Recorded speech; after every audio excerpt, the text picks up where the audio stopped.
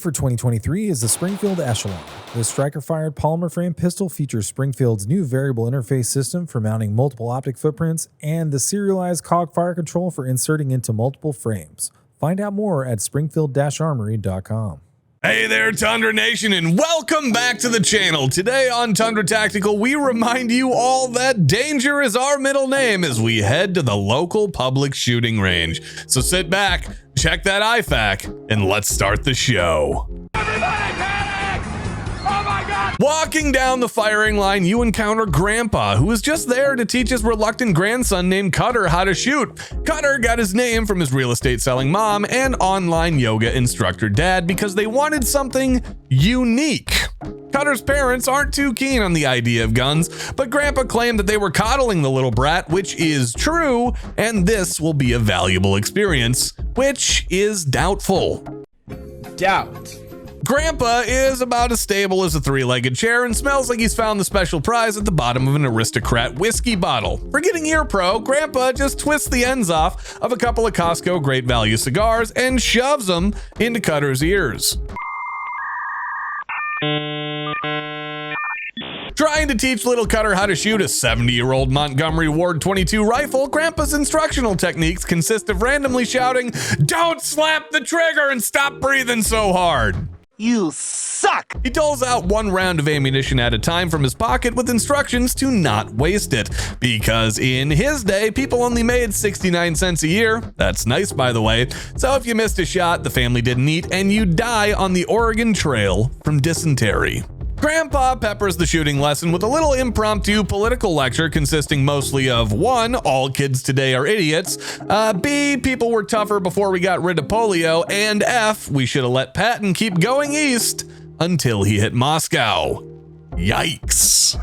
Later that night, a supervillain origin story will begin as Cutter Googles how to join the ATF, because if he can't have fun at gun ranges, nobody can.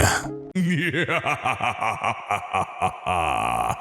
past that scene, you will next encounter the shooting range hall monitor. Now, he doesn't have an official position at the range, but he views the shooting range as his turf that he must patrol or chaos will reign.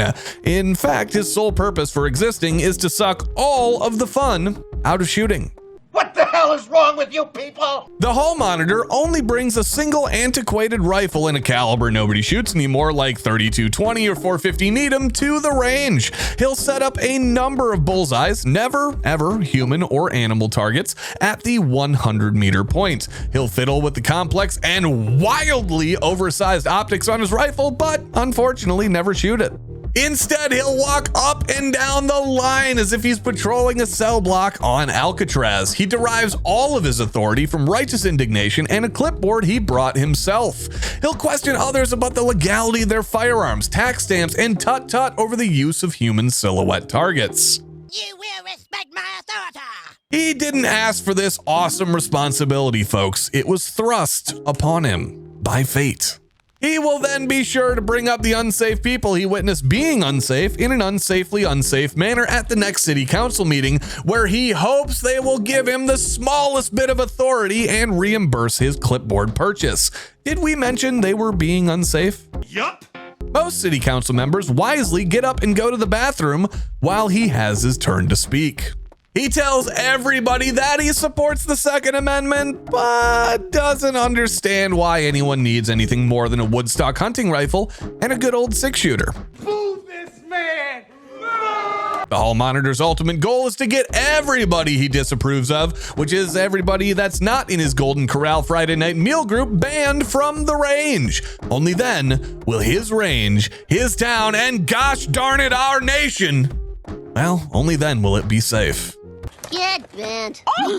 Moving down the firing line just to hope to find an open bay to shoot at, a man leaps up in front of you and utters "shh" as you walk by. Congratulations, you've just met the serious shooter.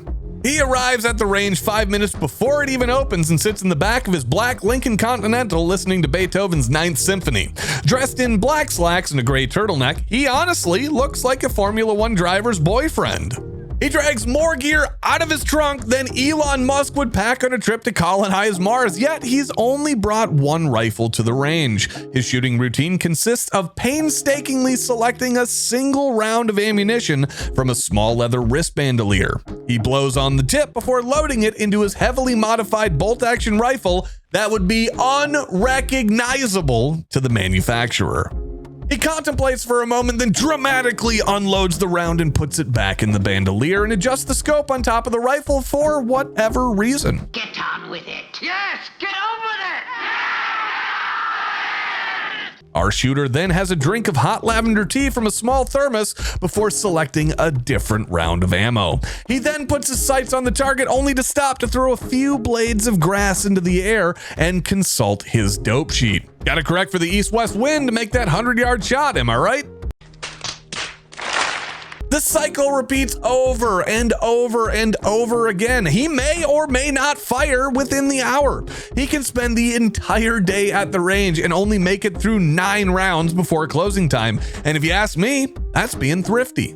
Okay. Serious shooter becomes annoyed when other shooters dare to disturb his concentration by shooting more than 1 round a minute or requesting a ceasefire to change targets that are shot out, a concept completely foreign to him. He's been shooting since armies issued muskets and is still working on that same box of ammo he bought in 1883. A loud engine whines from the parking lot, and for a moment, everybody's attention falls on the 2 fellas pulling up to the range in a massive diesel pickup, dragging the largest pair of truck nuts physics will permit to exist in our reality. That's nasty. That truck costs more than the duo has earned in the last 5 years combined, at least as far as the IRS knows, and our next shooters, for a lack of a better term, are two-tooth cousin porking weirdos. I mean rednecks. What? Due to a shared love of sleeveless t-shirts with faded NASCAR logos and a bold number 3 on the back, it's certain you're gonna confuse who is who and use the wrong name in conversation. Jess, or was it Jessie, they're upset about the local school board calling it the Civil War and not what it's properly named, the War of Northern Aggression. He's pretty sure somehow Bill Gates and Bill Belichick are responsible. They're on to me, dude. Those guys are sharp as nails up there. You can't put anything past them. They listen to both kinds of music, country and classic country, and while they might be rough around the edges, they're just some good old boys meaning no harm. They're always eager to compare hunting knives, belt buckle sizes, chewing tobaccos, and recipes that start with take a side of beef and... They only shoot real guns, a matching pair of lever-action rifles, and believe that any caliber less than .30-30 is about as useful as a fart in a hurricane, while anything bigger is just showing off. Where do they store these guns? I don't know. Why you asking? What, you fed? No. Jessie, or was it Jess, is a little bit more modern and has put a red dot on his rifle that looks like it was a leftover from a Will It Blend YouTube video. They know all of the best hunting spots and talk about how good it's gonna be once hunting season starts, and they have the opportunity to fill up their spare freezers.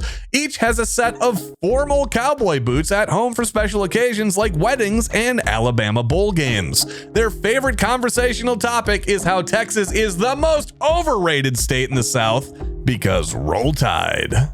Returning to your goal of finding a spare lane, you hear muttered cursing followed with a loud bang and a dude. That's how it works. Congratulations, you are now in the presence of the most dangerous person on this list, the know-it-all amateur. The know-it-all arrives to the range in a small import car that was inspired by the original Fast and Furious films, then dropped and stanced for performance, I guess. I don't even know what that means. No one knows what it means, but it's provocative. Never mind, it bottoms out on every pothole and access road crossing. The know-it-all is a danger to himself and everybody around him, but is blissfully unaware of that fact, or any real fact in general. Inevitably, he will have an AK pistol made by a manufacturer that went out of business when Zimbabwe became a country. He bought it at the local pawn shop because it costs less than all of the other AKs, and players like him know how to negotiate. Now, it did cost him 900 simoleons, but no matter, because he's made that up with Instagram flexes where he shows off his unique AK while driving down the highway and smoking some of that sweet, sweet kush. Thank God for my reefer, man.